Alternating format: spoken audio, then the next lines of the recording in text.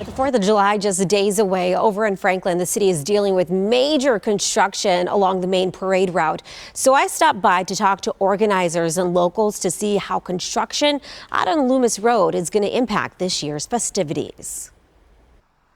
It's a great family-friendly atmosphere and something we look forward to every year. The 4th of July is one of the favorite holidays for the Schwartz family. The kids love kind of the festival rides. They always have great music. Every year they head over to the Franklin Civic Celebration to enjoy the festivities. We can walk to the festival from our house, which is even cooler. But as setup is taking place at the park on Loomis Road, construction crews are working overtime to get the northbound lanes ready for their big parade.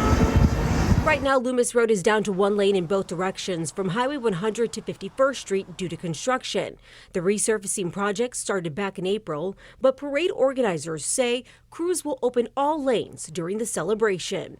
We met last week with some of the project managers. They assured us the road's going to be completed to the point where they just have to put a final surface layer on. Sidewalks are laid, all the groundwork's going to be done. They're removing all the barrels, and they're only doing it just from Highway 100 up to Drexel. And that's where the route will take place. The parade extends from West Forest Hill Avenue to Drexel Avenue, and about 60 organizations are participating in the event. We scaled it down a little this year only because we knew this was going on.